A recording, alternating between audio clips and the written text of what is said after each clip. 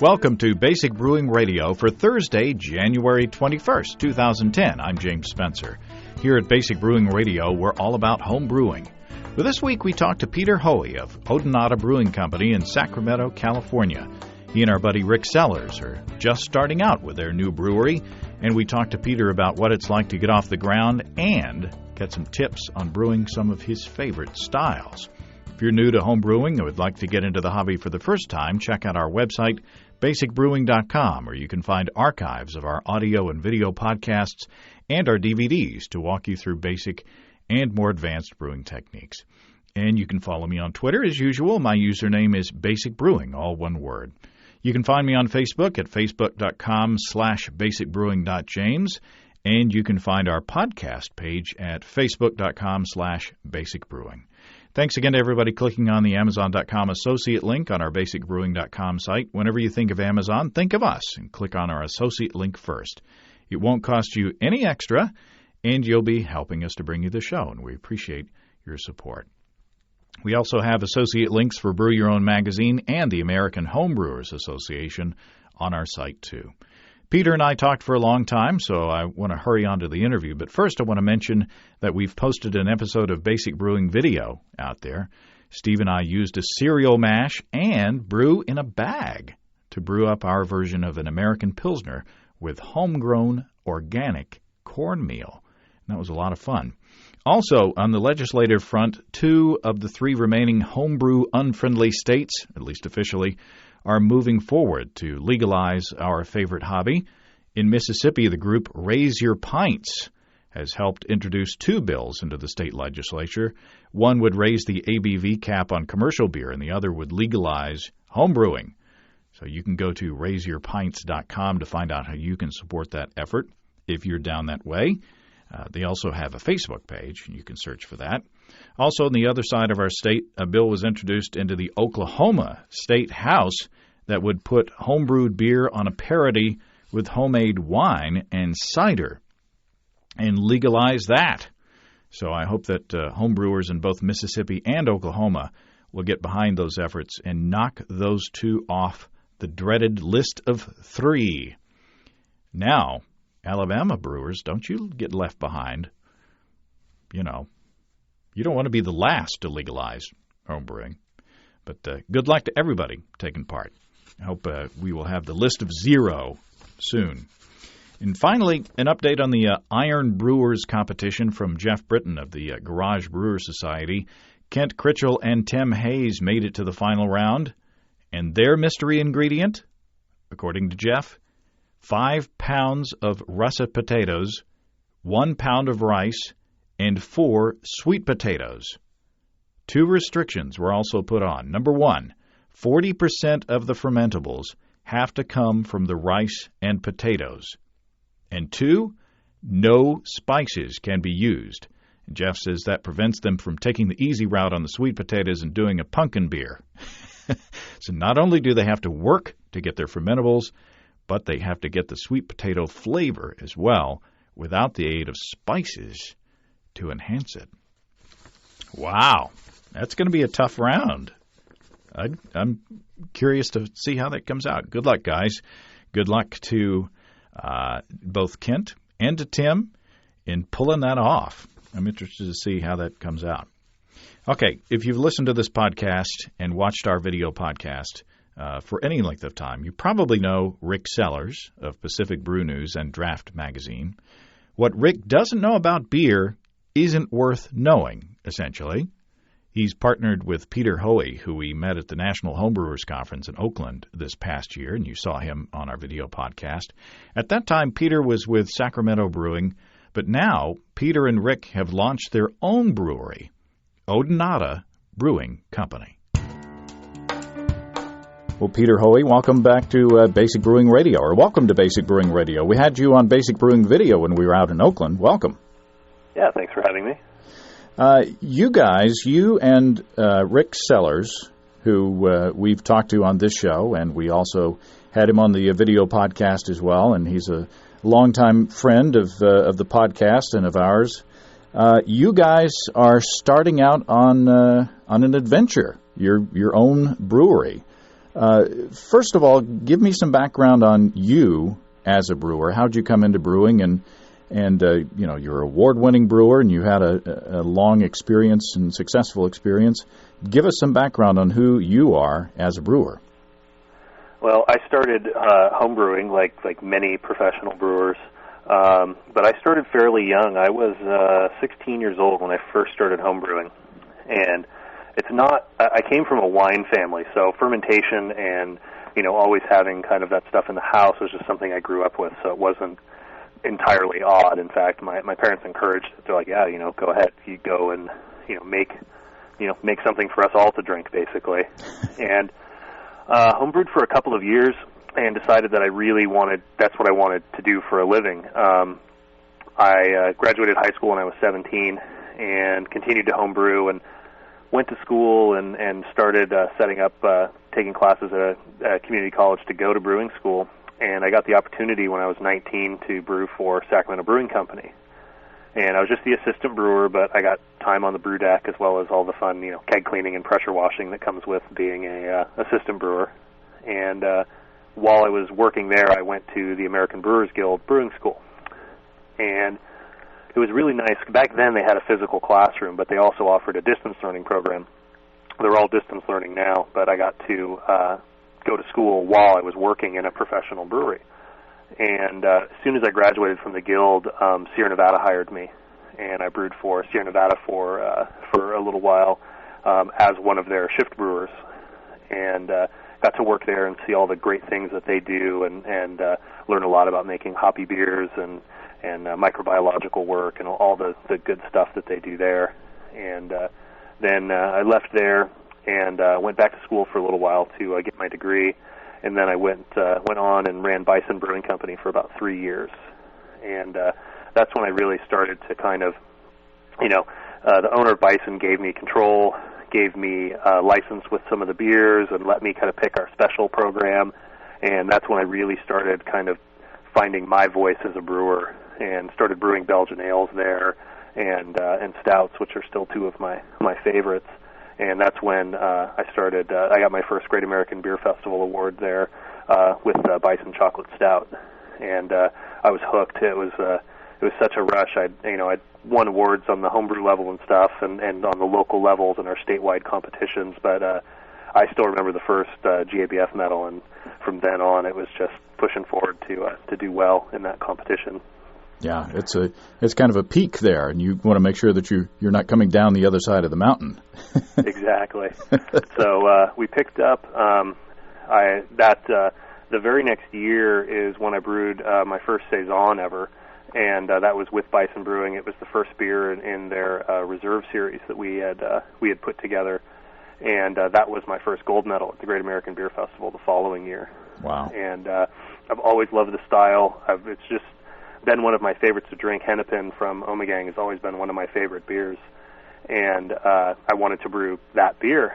And I still remember we were sitting in the award ceremony, and they were get to the saison category, and Hennepin got third place. They got the bronze medal that year, and I go, well, we're out. If Hennepin got it, my beer. You're always more critical of your own beers than anybody else. And I was like, if Hennepin's third place, then we're not placing, and we ended up getting the gold that year. So that was a real rush. Wow. And then I left Bison. And went back to Sacramento Brewing Company. The owners had called me, and they said they really Sam Peterson, the founder and original brewmaster there, he was really sick. He passed away a few years ago of cancer, and his wife calls me and says, "We know you know the staff here, you know the system. Can you come back and run the brewery for us?" And so I'm from Sacramento, so I was ready to move back home, and headed back to Sacramento Brewing, and I was with them for the last 3 years until they closed this last October. So, how did Odonata come about? So, Odonata is the name of my new brewing company that I'm starting with Rick Sellers, and the name comes from my brother's winery. He started a winery about 4 years ago. At the time, it was called Dragonfly Cellars, and there, unfortunately, is a vineyard in Napa called Dragonfly Vineyards, which incidentally does not produce wine, but owns the naming rights to Dragonfly anything, basically, on a wine bottle. So Odonata is the group that encompasses dragonflies and damselflies. So we changed the name to Odonata so we can keep the same logo and the same imagery and everything that we had worked on that we'd really fallen in love with.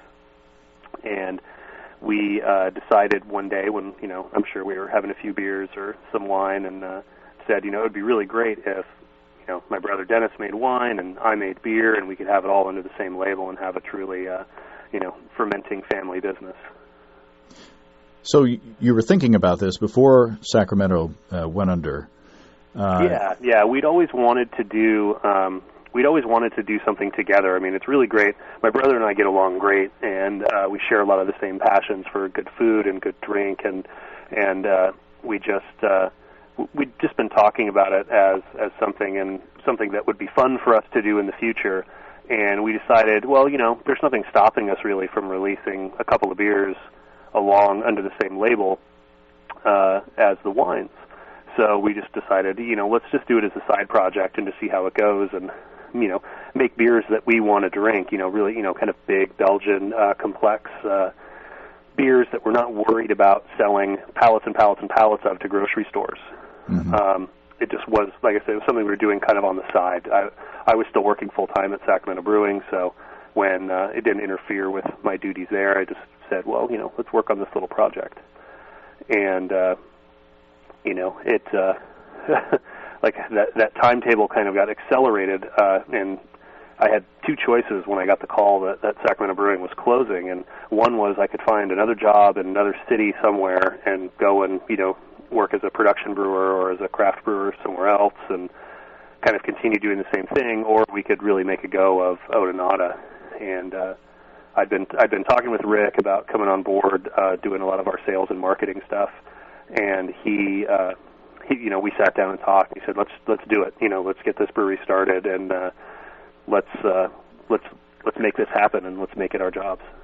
So it has to be intimidating. I mean, on the one hand, you got to push to go into your own brewery, which is a positive thing. But on the other side, you got to push from a brewery that had gone under. So are these intimidating times to go out and start a new venture?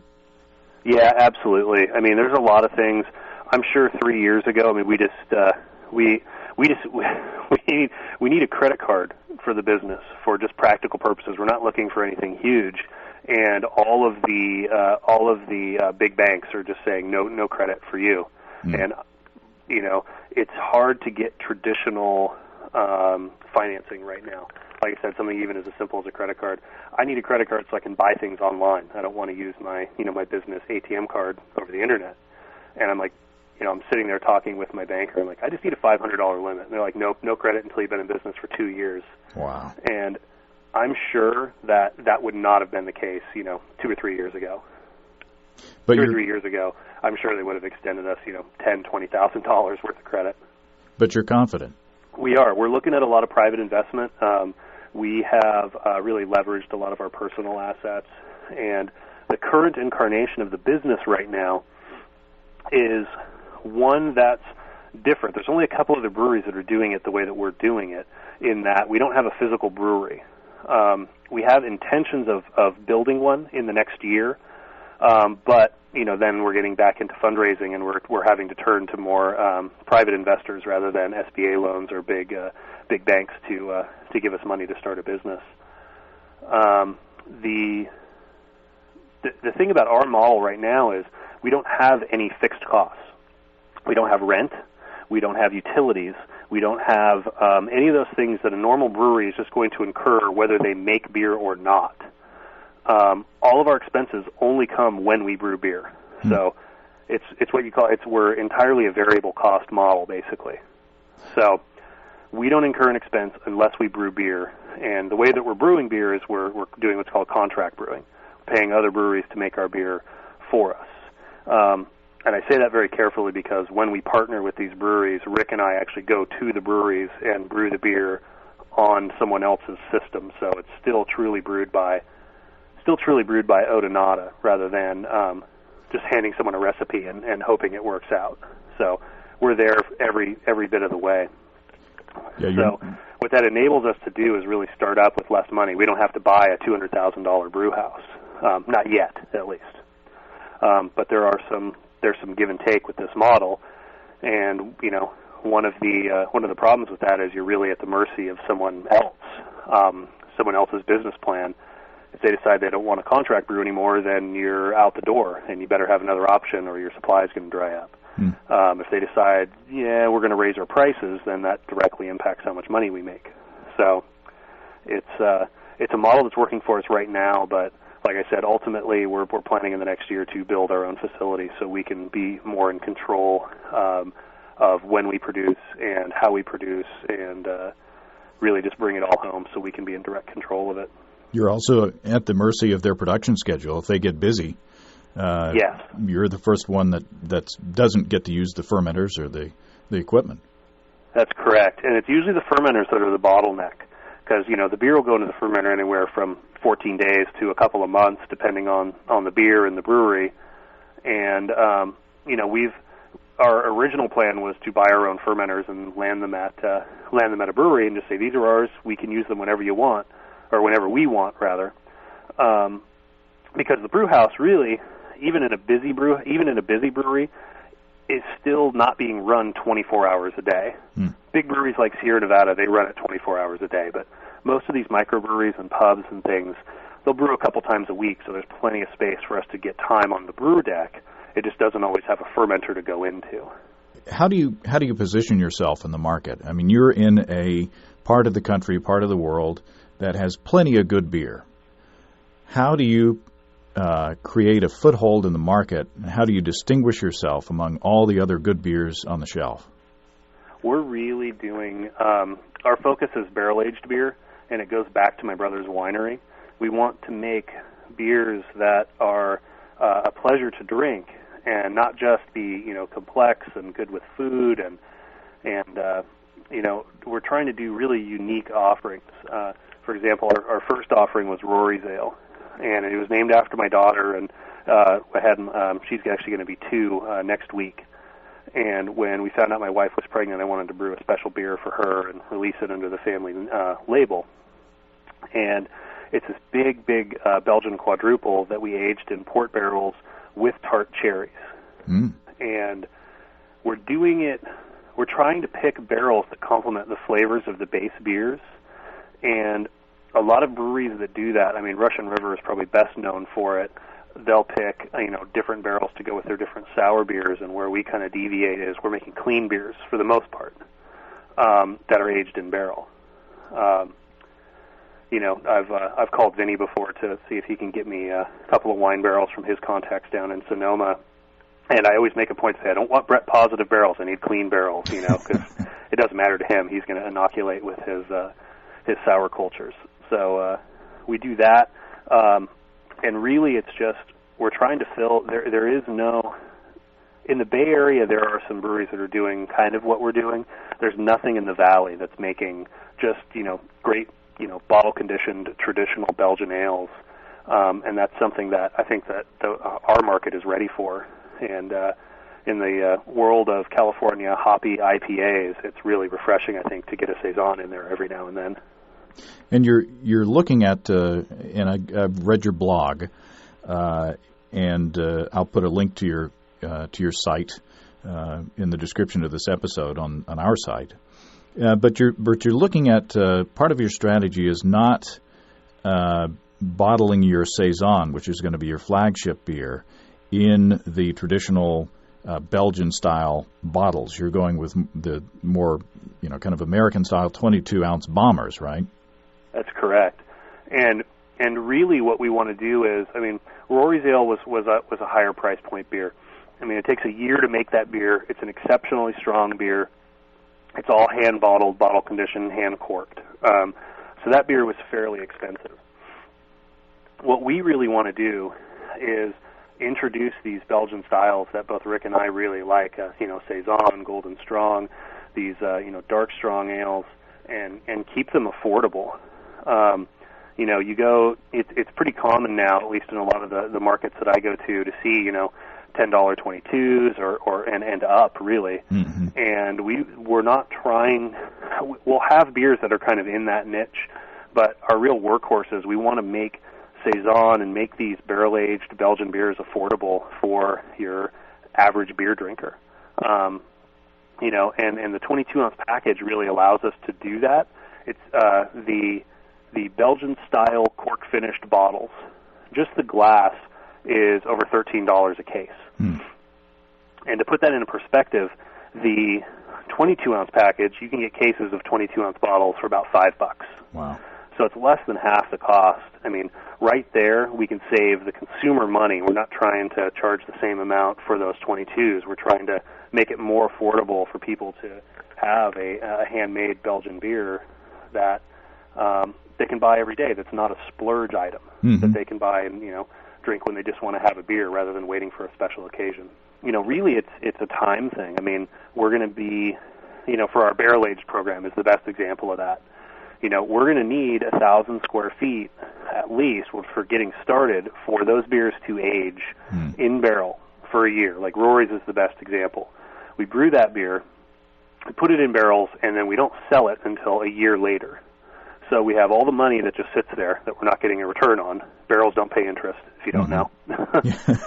So we have all the money tied up in the barrels, in the beer, and the footprint that they take up. There's an opportunity cost there.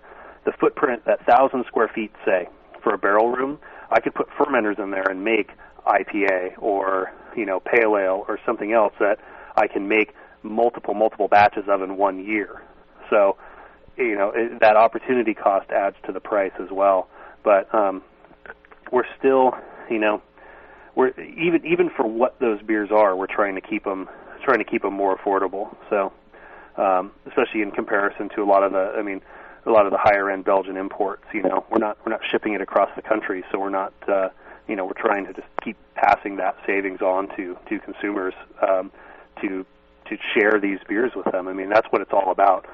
It's really, I love, like we just had a release party for our Belgian Dark Strong called Water Witch at Rubicon Brewing in downtown Sacramento, and we also released Rosa, one of our sour beers. And it was just fantastic to see the people who came out and tried it and wanted to share the beers with me. And I'm still a friend of mine, Steve Parks. He's the owner of the American Brewers Guild. He actually said to me, he goes, "I'm still amazed to this day that someone wants to buy something that I made." He was the, he was the head brewer at Walliver's in Otter Creek for the last, I don't know how long, last 7 or 8 years. But I kind of share that exaltation and joy when I see somebody enjoying something that I've made. So, well, half of the reason I wanted to talk to you is to get sort of a background on the business and what it's like to start a brewery from scratch in kind of a non-traditional way, like you guys are doing. But yeah. The other half is, for selfish reasons. And I want to talk to you about a handful of beer styles that you've excelled in to get some hints on how we can improve our examples of these styles. And let's start out with the saison. I mean, first of all, describe what you consider a good saison, and then start to take us into what makes a good saison. Well, saison to me is one of the most versatile beers out there. It can be, especially some of the ones brewed in California and some of the ones that are being imported now are really creeping up into the 8-9%, which is not my preferred style. I actually like a more traditional saison, the 5 or 6% range. So it can be a lawnmower beer. It can be a beer that you, I know I'm stretching lawnmower beer with that strength, but I mean, it can be something that's really, really thirst quenching after a hard day of work. It could be something contemplative that you sit and sip. It has all those things that push all my buttons as a brewer. It has complexity. It's got like a snappy hoppiness to it, almost like a Pilsner. There's a fruitiness from the Belgian yeast. It can have some yeasty, bready character from different grains. A lot of traditional saisons are brewed with spelt and wheat and oats and things. It has everything that I look for in a beer. And it's that dynamic profile of that beer that really drew me to it. And there's a lot of versatilities. I've seen darker saisons that reach into the brown and have some caramel character to them. Just golden color saisons that I'm sure if you fermented with a lager yeast would taste like a pilsner. And then some spiced versions like have ginger and coriander and all those other fun things. There's just a lot of different directions you can go with that style, and it's something like I said I could drink every day. Like I said, being out on the West Coast, I love my hops just as much as anybody else. But like I said, that style pushes all of my right buttons as a brewer and a consumer. So would you say the yeast is the most important component in a saison? Yes, that beer is all about fermentation. Like I said, your base is going to be, we use Pilsner malt. You could probably get away with using some two-row, but basically Pilsner malt, some wheat malt, maybe some spelt, maybe some, some malted wheat. I find typically my favorite hops for Belgian beers all the way around are Styrian Golding hops. They just have this just wonderful spicy character that I haven't been able to replicate with other noble hops,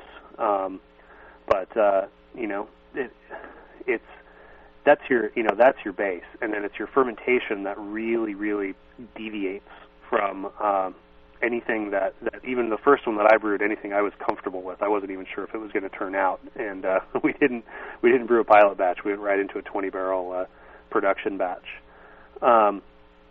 I prefer the Saison DuPont yeast. It's the White Labs 565. And this yeast is really finicky. It's really slow at the end. It's a total pain to work with. But the results that come from it are just fantastic. And I've tried a couple different Saison yeast to try and accelerate the process because it takes a while to make that beer right. And I'll get to that when I talk about the fermentation. But I've tried different yeasts, and I've tried different things, and I've tried blends of yeast to kind of help it along. But I'm a huge proponent of the 565, just straight up DuPont yeast. I mean, DuPont, the regular DuPont Saison is the benchmark for the style for me. I mean, that beer talk about a beer that's a joy to drink. I mean, that's one that, that's an everyday one for me. I mean, that's just a fantastic beer, and it just inspires me. It inspired me to be a better brewer and to play with that style and to try and find what I wanted to do. So the thing about that yeast is there's a theory that it was a mutated wine yeast, red wine yeast specifically. And I say that because typically wine yeasts are not very good at fermenting long chains of sugars that come from malt, like maltose and maltotriose.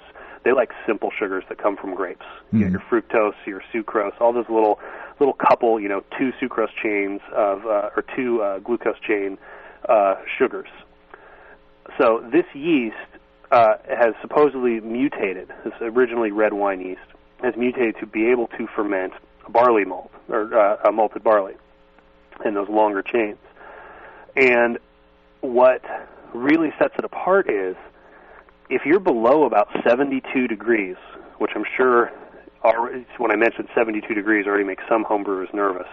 If you're below 72 degrees, the yeast really doesn't ferment very fast at all. It's really sluggish. It'll take a very long time to finish your beer, to finish fermenting it out, if it finishes at all. So what I found is I like to pitch it at about 72 degrees or so, and I let it rise. We have our temperature-controlled fermenters, and yeast will create a lot of bioheat. Just the activity of fermentation generates heat. So it'll warm, and I like to let it go up to about 90 degrees. Wow. And, especially anybody who's a lager brewer or even ale brewers might be cringing if they haven't played with these yeasts before. But this is why, I said it's a mutated wine yeast is why that's important. I call my brother, again, is a winemaker, and I say, I'm reading about this yeast. I read a lot about it in Farmhouse Ales. And I'm reading about this yeast in farmhouse ales. I really want to use it. I want to make a traditional saison, but God, it's saying to ferment at 90 degrees.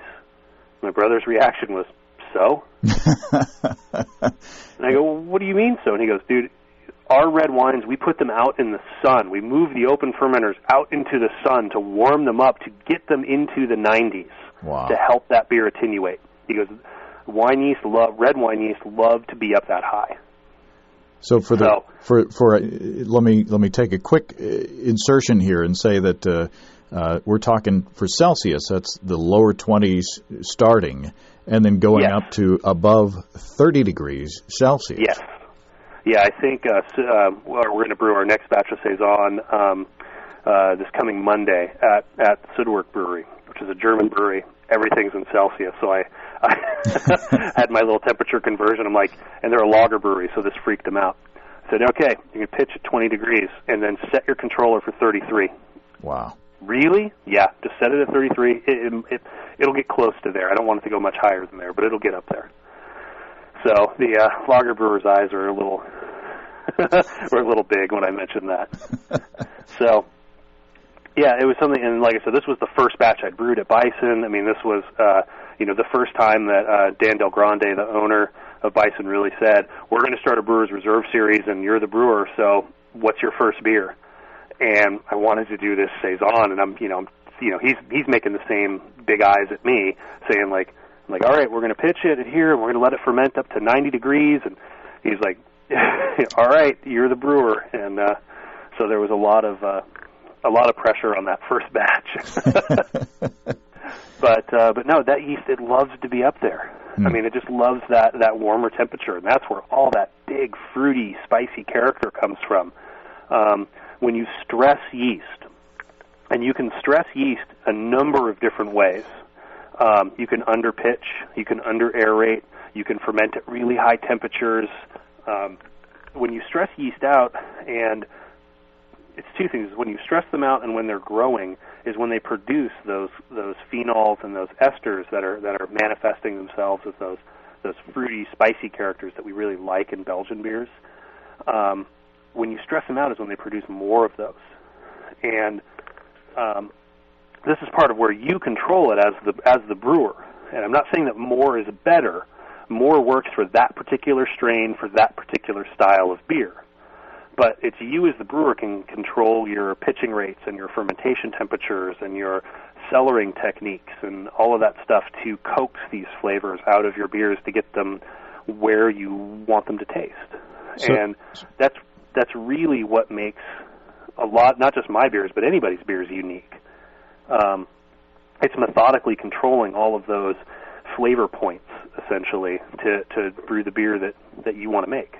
So is temperature the only stressor that you put on the yeast? Do you underpitch or do you under-aerate? We underpitch that. We underpitch most of our Belgian beers, just to encourage the growth. When yeast cells are growing is when like I said, they're producing esters and phenols are really their reproductive characteristics. If you underpitch an American ale, it'll be fruitier than it would be if you pitched it at a more standard rate. Mm-hmm.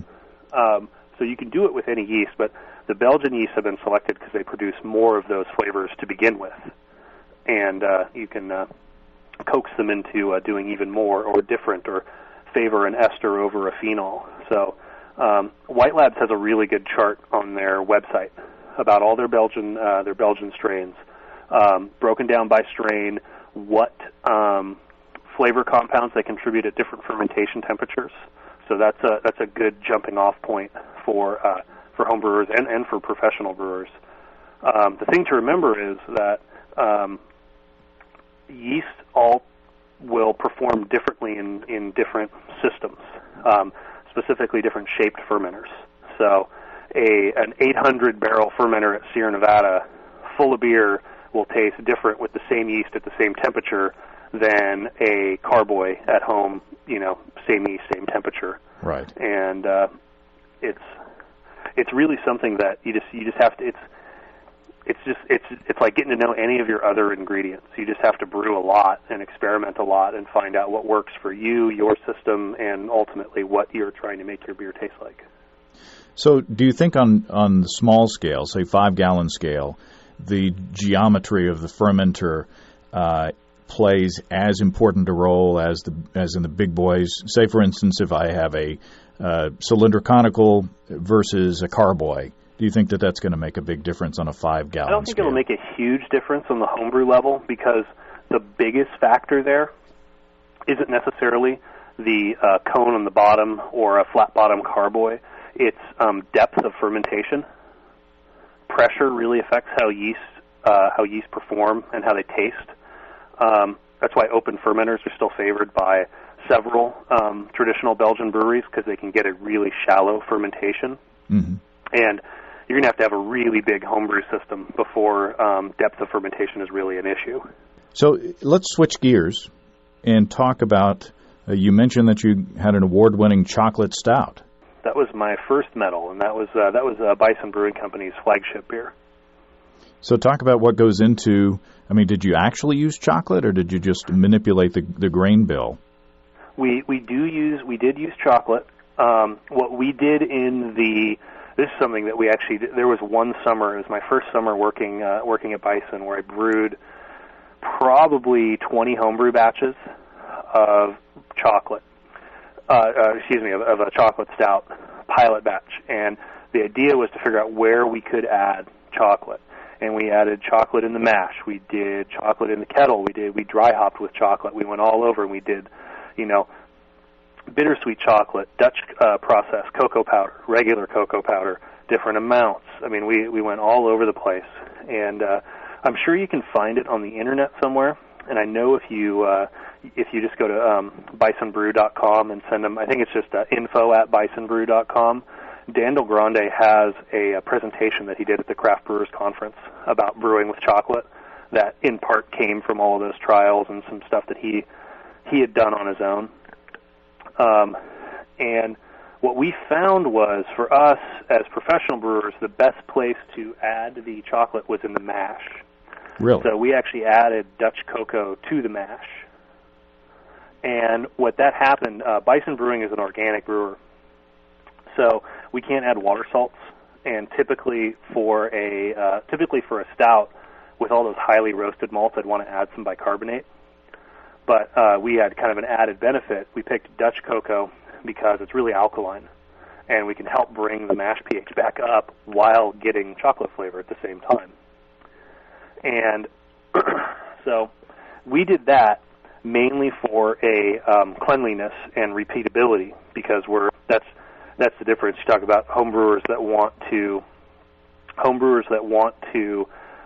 move into professional brewing or open their own place. Ultimately, you have to make compromises. And I don't want to sound like I'm compromising as a brewer, but there are certain things you just can't do in a professional brewing environment that you can do at home.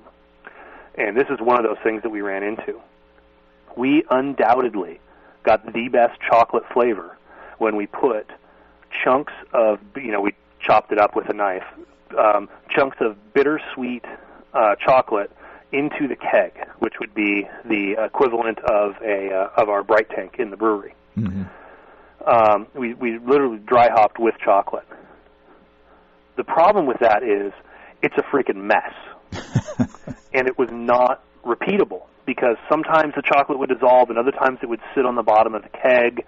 And as a professional brewer, you need to provide a product to your consumers, especially in the case of, a production beer like the chocolate stout. You need to provide a product to consumers that they can reach for with confidence every time they buy it off the shelf and know what it's going to taste like. And if one time they got it and it was huge chocolate flavor, and then the next time they got it and there was no chocolate flavor, that doesn't work for a professional brewery. So the inconsistency was a problem, and like I said, it was hard enough cleaning out little 5-gallon cornies with like chunks of chocolate in there.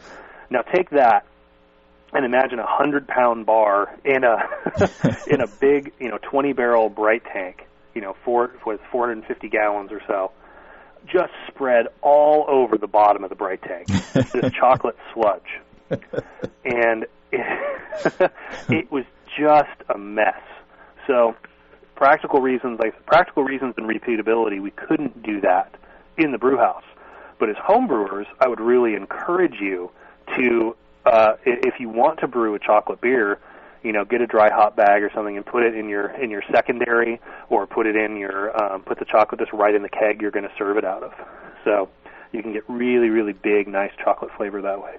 Now, do you have to worry about any of the oil from the chocolate affecting, say, head retention? Oddly enough, chocolate is an emulsion, so it's going, you're not heating it up, so you're not breaking down that emulsion. So my theory is that it just stayed kind of liquefied, it stayed in its emulsified state, and it didn't really give off too much oil. We didn't have head retention problems. The other theory we had is oil's going to float. So the oil's going to go to the top, liquid level of that keg, and all of your kegs draw from the bottom. So one of the two of those, I'm sure, is what is why we didn't have any head formation or retention problems with those beers. Now, if you put chocolate in the mash, you're going to dissolve it there, but then you're going to have this chocolate in the boil. Does the physics or the chemical properties of the boiling process affect the flavor of the chocolate? Do you get a different chocolate flavor than? I don't think so. We didn't really use that much. If my memory serves me correctly, the percentage by weight, and we didn't count on it for extract. It's just based on the total grist and then the weight of the chocolate. I think the total percentage by weight was probably like 6 or 7%. So it's not a whole lot. It doesn't take a whole lot to get that flavor in there, and I don't think that the boil really affects it, because you've kind of extracted those flavors already.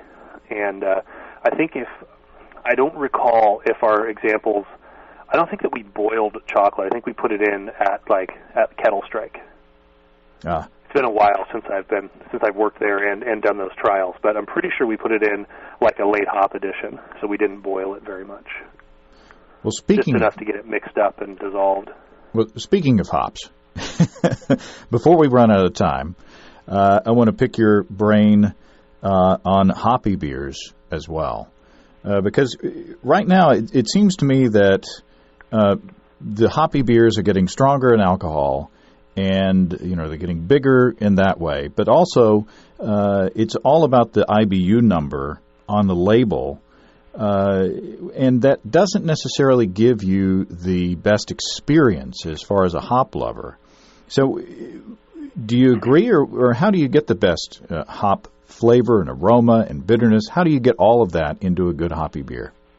Well, there's a lot of, I'm not going to call anybody a liar, but the highest IBU that I've ever heard of from a reliable source actually being calculated in a lab has been 120. I can think of several brewers that profess 300 IBUs or whatever else it is.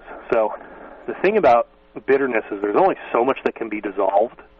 You can only isomerize so many alpha acids in a beer, and then on top of that, you can only perceive so much. You only have so many bitter receptors on your tongue.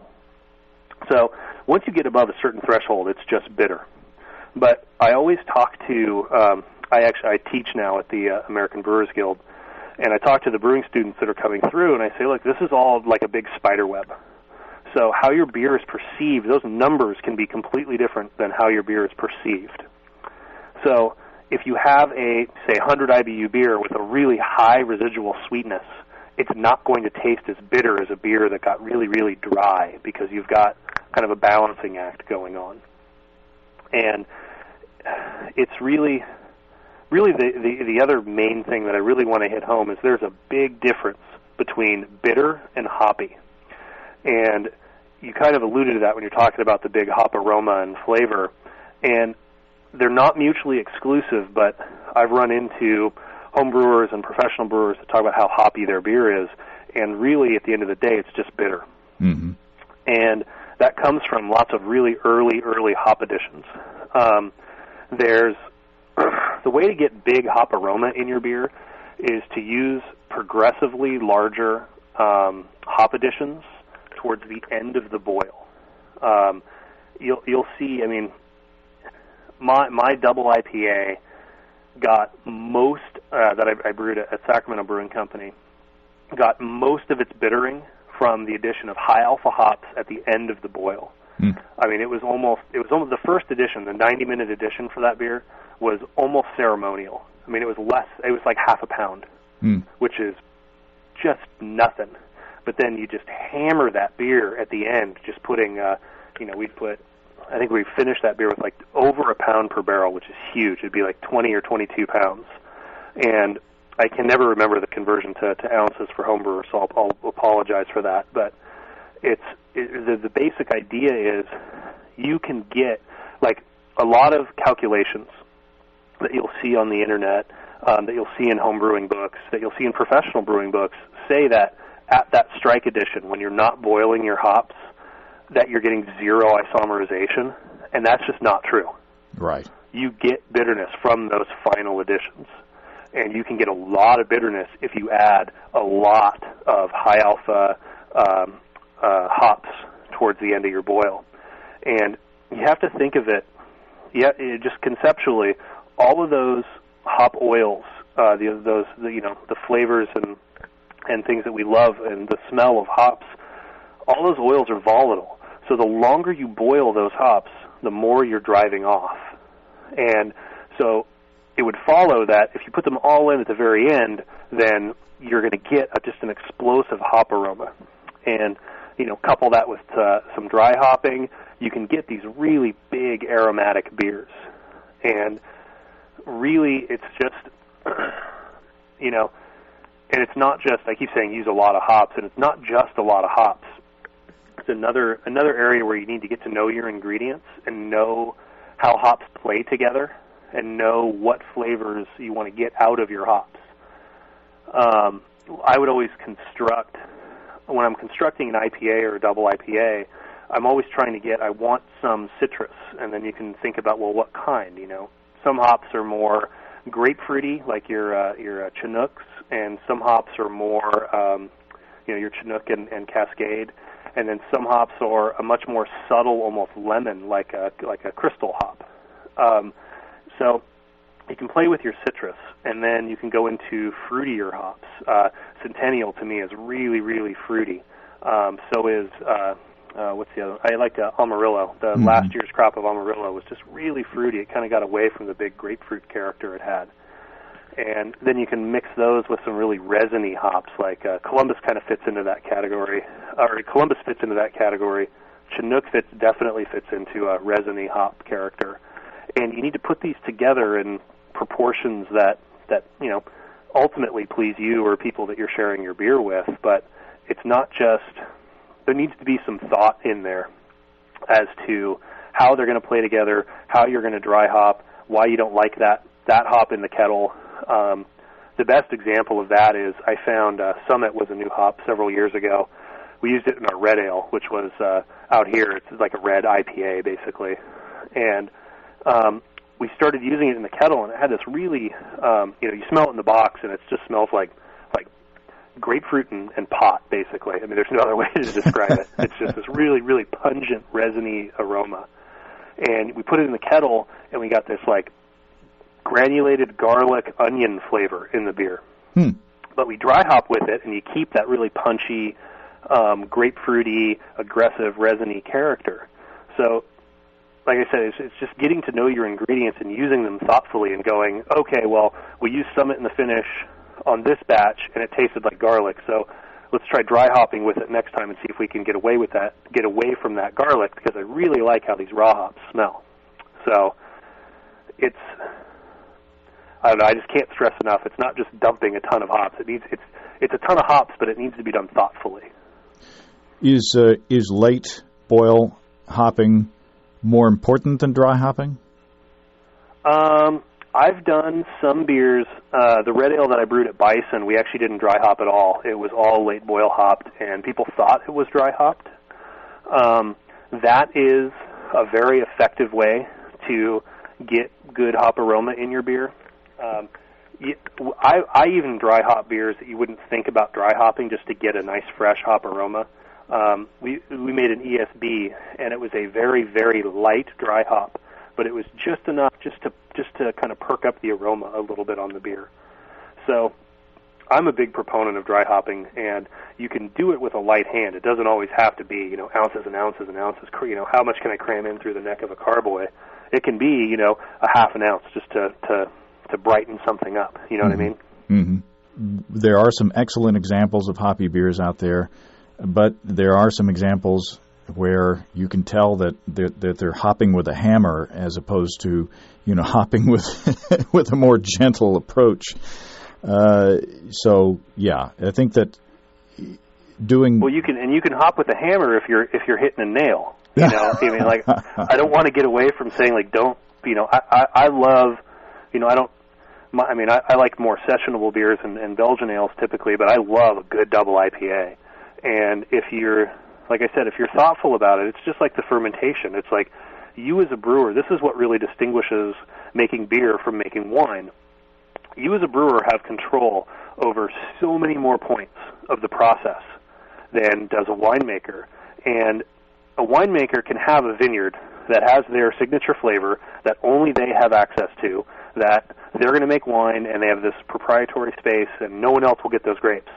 Whereas with beer, brewers have access to the same set of ingredients across the world. And we make all of these dramatically different beers, and it's all because of the brewer's intent. And that's why I said beer is a product of intent, and a winemaker can say, well, it rained too much this year, and my grape sugar content didn't get high enough, and we'll try again next year. And it doesn't work that way with brewing. We don't get to try again next year. You got to, you have to take that set of ingredients and put them together in a thoughtful way to, ultimately make the beer that you want to make. And I always try and not say make good beer or make better beer, or we should all be striving to make better beer, but ultimately at the end of the day, you've got to drink your beer as a home brewer, and your friends who come over have to drink your beer. And for me, at the end of the day, somebody has to buy my beer and hopefully want to buy it again. Mm-hmm. So, we make beers that we like to drink, and we're fortunate that other people like them too. But it's really you as the brewer that has the control and the knowledge and the resources, such as your show and, the vast variety of internet resources, to really fine-tune that process to make exactly the product you want to make. Well, excellent. Well, this has been fun, Peter. I appreciate your taking time, and I hope one day to have the opportunity to buy a bottle of Odonata beer. Well, I would love for you to buy it. So we're working on it. We're like I said, it's we talked about people opening a brewery. It's a slow road, but if you're persistent and creative, you can get there. So awesome. Good luck, Peter. Thank you very much. Thanks to Peter for taking time to talk. Could have talked for a couple more hours, I think, and not gotten tired of that. I have a feeling we'll be getting back with Peter to pick his brains some more, because we're just scratching the surface, I think, and they're going to be doing some fun stuff at Odonata. That's Odonata. And I'll put links to their site and the Twitter feeds of Peter, Rick, and the brewery. If you have brewing questions, show suggestions, or just want to say howdy, write to james@basicbrewing.com, or just fill out the contact form on basicbrewing.com. And please don't forget to tell us where you're from. You can get our 2010 Brewers Logbooks on our website, along with our Reinheitsgebot is a 4-letter word shirt on our shop as well. Check out our home brewing DVDs, Introduction to Extract Home Brewing, Stepping into All Grain, Low-Tech Lagering and Decoction Mashing, and Introduction to Wine Kits. We've got combo deals to save you a few bucks. You can also see a listing of the fine folks across the country who sell our DVDs on basicbrewing.com, including easyhomebrew.co.uk for our European listeners. And if there isn't a vendor in your area, you can order our stuff online in our online shop at basicbrewingshop.com. Thanks to everybody who's continued to click on our Amazon.com link. We appreciate the support there. Our featured products this week that were purchased through the link are For Men Only, a straightforward guide to the inner lives of women, and For Women Only, what you need to know about the inner lives of men. The only thing is the for women only one is a pamphlet. So there's only one thing you need to know. Thanks again, everybody. And remember, I can't tell who bought what, so no worries. Just click on the Amazon.com logo on our site the next time you feel like Amazon shopping, and we appreciate your support. Don't forget, you can also join the American Homebrewers Association through our associate link and subscribe to Brew Your Own magazine as well. That's all until next week. Until then, thanks for listening. I'm James Spencer, production help for Basic Brewing Radio, and our website is provided by Kelly Dodson. Basic Brewing Radio is a production of Active Voicing. We'll talk to you next time, everybody. So long.